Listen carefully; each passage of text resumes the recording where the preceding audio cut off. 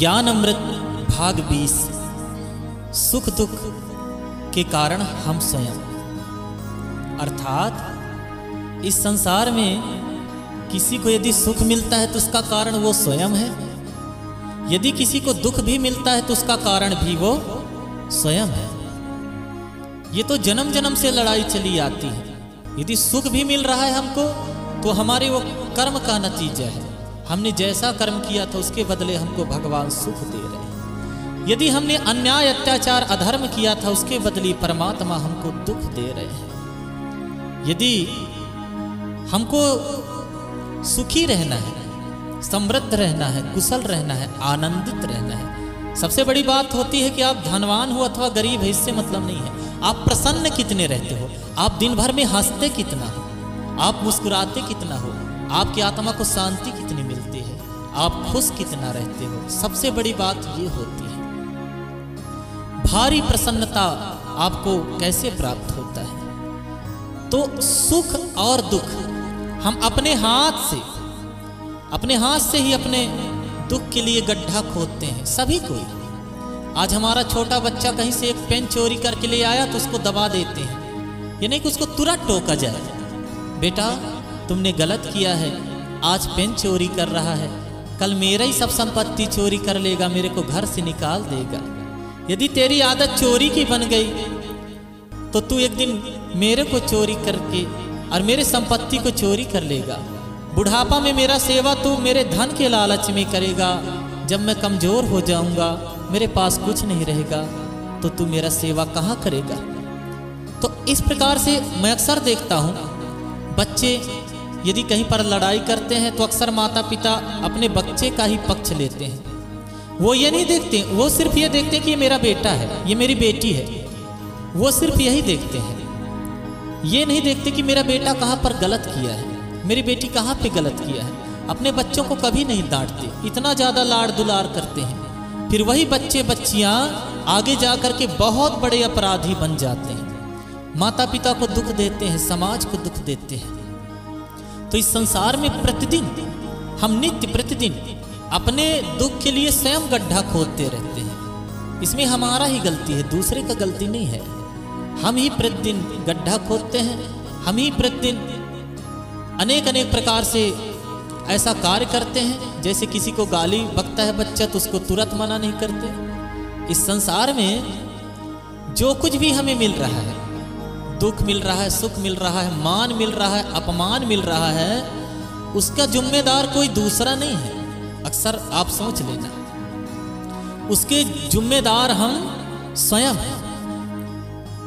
इस संसार में हम जैसा भी कर्म करते हैं कि जस करनी तस भोगहु ताता, नरक जात काहे पछताता। इस संसार में जैसा कर्म करोगे उसके अनुसार फल भोगना ही पड़ता है। तो सुख और दुख, इसके कारण हम अक्सर भगवान को कोसते हैं, अक्सर अपने किस्मत को सोचते हैं, किस्मत को कोसते हैं, अपने बाल बच्चों को कोसते हैं कि उसने मेरे साथ ऐसा कर दिया।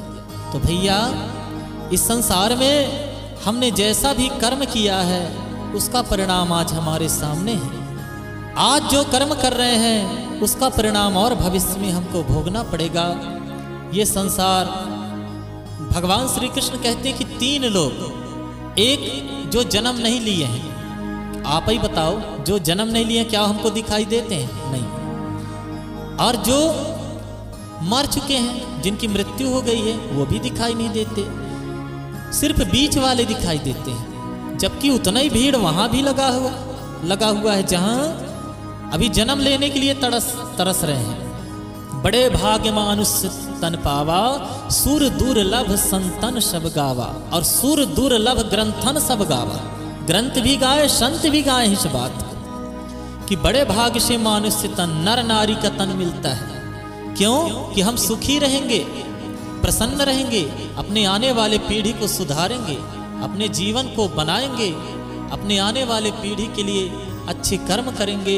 ऐसे हम भांति भांति के अनेक प्रकार से मन में सोचते रहते हैं कि सुखी और दुखी अनेक प्रकार से। लेकिन यदि हमको सुख तभी मिलेगा जब हमको प्रतिदिन, जैसे हमको गलत रास्ते में चलने का मन किया, तुरंत उसको हम ब्रेक लगा दें, तुरंत हम उसको रोक दें। कोई गलत बोले उसको भरी सभा में तुरंत बोल दें कि ये गलत है और इसका जो है सही उत्तर ये है, बड़े प्रेम से उसको समझा दें। और यदि हम उसी चीज़ को छुपा के रखेंगे, ज़्यादा से ज़्यादा अपने बच्चियों के ऊपर पर्दा डालेंगे, आज वो दूसरे के बच्चों को मारेंगे, कल हमको मारेंगे।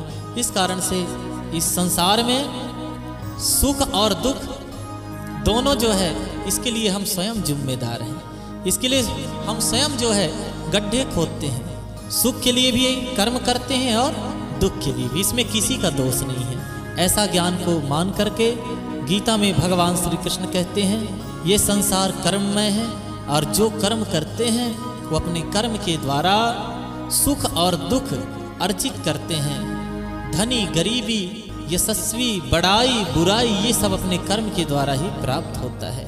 मान अपमान, ये सब अपने कर्म के द्वारा ही हमें संसार में प्राप्त होता है। ज्ञान अमृत भाग 20वें की इस कड़ी में आप लोगों ने बहुत सुंदर इस ज्ञान अमृत का श्रवण पान किया। आप भगवान के सुंदर भक्त हैं, आप सभी भगवान के सुंदर ज्ञान अमृत को सुनते रहें। आप सभी भगवान के सुंदर ज्ञान अमृत सुन करके और भगवान की सुंदर कथा का श्रवण करके अपने जीवन में आगे बढ़ने का यत्न प्रयत्न करते रहें। और मेरा यही कामना है कि किसी को भी भगवान दुख न दे, सबको भगवान अनंत सुख की प्राप्ति कराए और सभी निरोगी आरोग्यवान रहें, सभी सुखी रहें, सभी स्वस्थ रहें, सभी धनवान हों, सभी आनंदित हों। इस प्रकार से सिर्फ वैदिक ज्ञान के द्वारा, हम जब तक रामायण को नहीं पढ़ेंगे, गीता को नहीं पढ़ेंगे, तब तक हमको मालूम नहीं होगा कि सुखी और दुखी रहने का क्या उपाय है। तो इसी प्रकार से वेद पुराणों का अध्ययन स्वयं करें, बच्चों को भी कराएं और क्या सही है क्या गलत है इसको बताया जाए। इसके द्वारा हमारा जीवन स्वर्ग के जैसे, यही धरती में स्वर्ग के जैसे बन जाएगा। इस प्रकार इस ज्ञान अमृत के द्वारा आप लोगों ने सुना कि सुख और दुख हमारे कर्म के द्वारा ही हमें प्राप्त होता है। जय श्री राम, हरि ओम, ओम शांति, ओम शांति, ओम शांति।